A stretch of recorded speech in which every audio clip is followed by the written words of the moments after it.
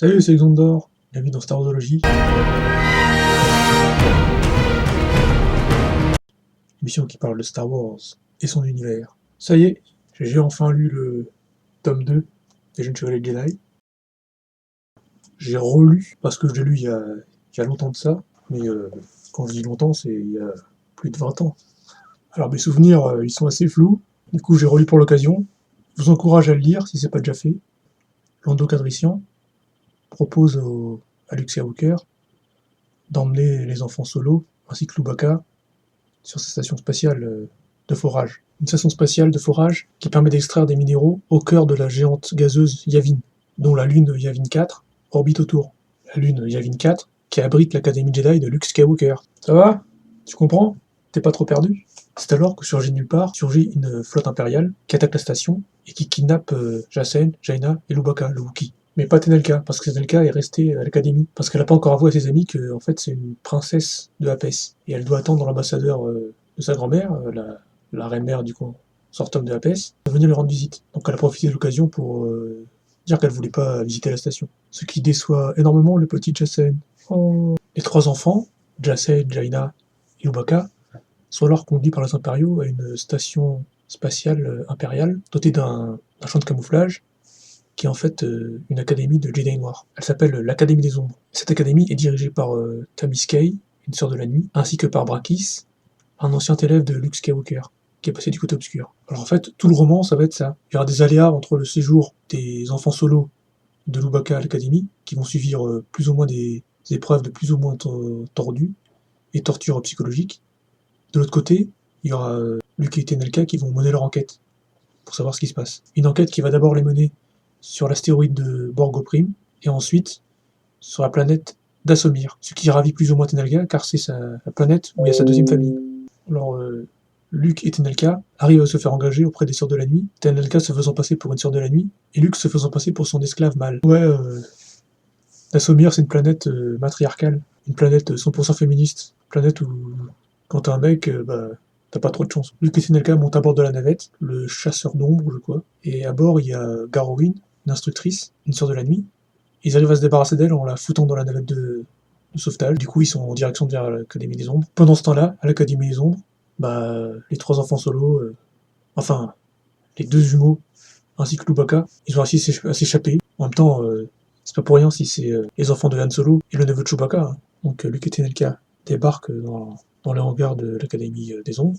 Et dans les hangars, ils découvrent Jaina, Jacen et Chewbacca, qu'ils ont réussi à s'enfuir. Et avant de remonter dans la navette, Luke, il sent une présence qu'il n'a pas sentie depuis longtemps, histoire de faire un petit clin d'œil à cette scène de l'épisode 4. Du coup, il est confronté à Brakis de loin, il aperçoit, et il commence à avoir des échanges verbaux. Et avant qu'il y ait un affrontement, il y a Jaina qui tire au loin sur la télécommande de la porte, donc ça ferme la porte devant Brakis. Du coup, Luke il remonte à bord. Et pendant ce temps-là, Tenelka, elle avait verrouillé toutes les portes du hangar pour pas que les Stormtroopers arrivent. Et manque de bol, à la dernière minute, il y a une porte qui s'ouvre, elle est confrontée à Tamis Kay, la sœur de la nuit, qui commence à avoir un échange. Tenelka commence à recevoir une poussée de force, et elle commence à avoir des éclairs dans les mains de Tamis Kay, mais Tenelka elle met fin au combat en lui mettant un coup de pied dans le genou, ce qui met à terre la sœur de la nuit.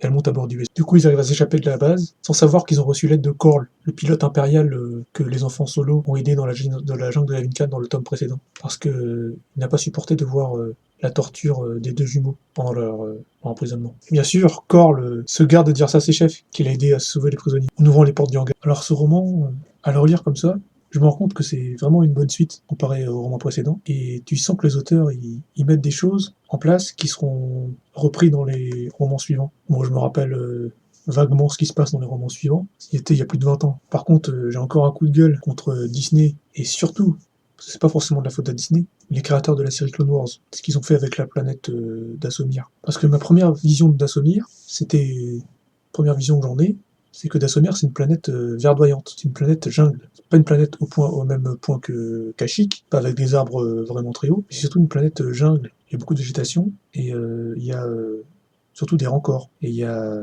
les sorcières de Dassomir, qui utilisent la force, mais pas forcément du côté lumineux, et il y a les sœurs de la nuit, qui utilisent le côté obscur. Mais c'est juste des sœurs de la nuit, elles vivent cachées, en fait. Bon, ok, quand j'ai entendu parler de Dassomir dans la première fois dans Clone Wars, j'étais content, Et j'avoue que c'est une bonne idée de faire revenir Dark Maul. Mais le problème, c'est que dans la version de Dathomir, il n'y a que les Sœurs de la Nuit. Plus de Rancor. La planète, c'est devenu une planète désertique, rouge, et bon, là, ça me pose problème, quoi. Je me suis surtout rendu compte de ce problème dans le jeu vidéo Jedi Fallen Order. En version Dathomir, de loin, on voit la planète, c'est une planète rouge, et quand tu vas sur la planète, tu t'aperçois que, en fait, c'est exactement ce qu'on voit dans Clone Wars. Il n'y a que ça. Fini la jungle verdoyante, fini les Rancors, fini les différents clans, le clan de la montagne qui chante, le clan de tel clan. Il n'y a plus les sorcières de Dathomir et les sœurs de la nuit. Il n'y a que les sœurs de la nuit. Et puis aussi, donc en fait, à Sage Ventress, ils en font une sœur de la nuit. Et bon, ça c'est un autre problème.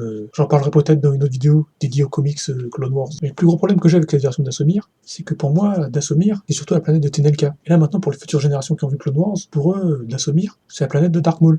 Et ça me pose problème. Il faudra peut-être que j'en parle dans une autre vidéo dédiée au personnage de Tenelka. Parce que Tenelka, c'est vraiment un super personnage. Bref, revenons au roman. Alors en fait, ce roman, il souffre d'un petit défaut, mais c'est pas forcément un défaut, c'est surtout dû à sa date de parution. Parce que comme je l'ai dit, cette série, elle est sortie avant la prélogie. Et en fait, le truc, c'est que ça se sent.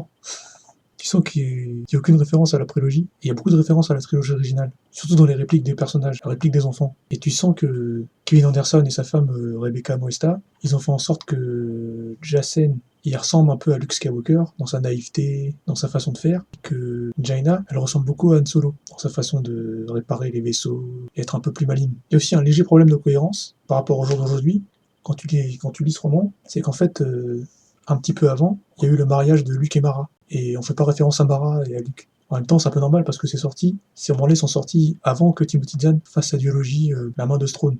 Et aussi un autre problème, je crois, c'est que je pense pas que Leia soit chef d'État de la Nouvelle République à cette époque-là. Peut-être que je me trompe aussi, mais il faut que je vérifie. En fait, c'est ça le principal problème des romans qui se passaient avant le Nouvel Ordre Jedi, qui est établi en même temps que la prélogie. C'est qu'en fait, à ce moment-là, les auteurs, ils se consultaient pas, je crois. Et à partir de Nouvel Ordre Jedi, tous les auteurs, ils se consultaient pour pouvoir faire quelque chose de vraiment bien cohérent. Bon, c'est sûr, la cohérence, l'univers n'était pas encore... l'univers Star Wars n'était pas encore bien défini. Du coup, c'était pas aussi cohérent que, par exemple, l'univers de KOTOR, ou le jeu vidéo The Old Republic. Là, on voit bien qu'il y a les Sith, les Jedi, la République. Parce que dans le roman, Abrakis, il dit ouais, je vous forme à devenir des Jedi sombres, des Jedi noirs. En fait, tu veux faire des Sith, quoi, c'est tout. Il n'y a pas le mot Sith. On dit bien que Dark Vador c'était un Sith, mais c'est pas encore bien défini. Bon, c'est pas vraiment des défauts, c'est juste que c'est un truc à savoir avant de lire le livre. Mais sinon, c'est vraiment des bons romans. J'aime beaucoup l'alchimie qu'il y a entre les personnages. Et puis il y a beaucoup de répliques. En fait, on s'attache à ces personnages. Par exemple, Jacen, c'est le mec qui essaie de faire des blagues. Et puis son expression, c'est oh, par mon blaster. Et Jaina, elle, son truc, c'est qu'à chaque fois, elle dit bon alors, qu'est-ce qu'on attend? Et Tenelka, elle, sa réplique, c'est oui, c'est un fait. Ces personnages sont vraiment bien attachants. Donc voilà, je vous recommande fortement de lire ces romans si vous êtes vraiment fan de Star Wars.